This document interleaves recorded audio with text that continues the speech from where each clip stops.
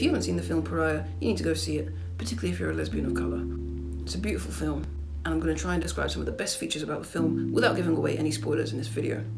Now, it was based in Brooklyn, New York, and it's a semi-autobiography written and directed by Dee Reese, who's also a very good friend of Queen Latifah. The premise of the story is basically about Alike, a second-generation Nigerian American who is a teenager, late teens, and is really exploring her sexuality. She knows that she's queer, and it's just about her going on this journey to self-acceptance, to self-discovery, and to working her way through the maze of Comphet, right? She found herself in the United States, and she's trying to get out.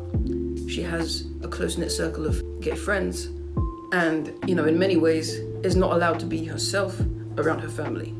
You know, she has to really hide that part of herself. Now, there are so many touching moments in this movie, and I don't be crying like that, but it had me close to tears, I'm not gonna lie to you. It had me millimeters away from crying. In fact, maybe my eyes welled up a bit. I don't know. Okay, I can't. But the point is, if you know how hard it is coming from an immigrant family, a highly religious family, particularly an African family, and you're LGBTQ, then you already know. Like, you already get all the pain points that Alike feels in this story.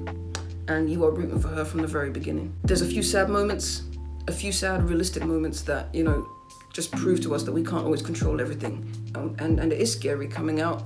And sometimes the reaction that we get is not the reaction that we want. But the key is how you rise up from that and how you embrace yourself after that. And that is the lesson in this movie. So, yeah, I really want to tell you some more juicier bits, but I can't. If you ain't seen it, I don't want to ruin that for you. If you would like me to, then please let me know. I'll make another video talking about those juicy moments. Let's say if you have seen the movie and you want to hear my review on it from that perspective, drop a note in the comments, let me know, and we can get into it, because that movie is chef's kiss. It's an indie film. I love indie films, alternative films. You know, I'm a Sundance kind of person. I'm not really into big Hollywood productions. Like, that's just never been me. And it needs to be on your list. It just does, okay? There were a couple of scenes that I was actually disappointed that they didn't unfold the way I'd hoped they would. Again, if you want to hear me dive in and give my analysis, then let me know and we can get into it. But if you haven't seen it, please remember, put it on your list for this year, 2024. It's called Pariah.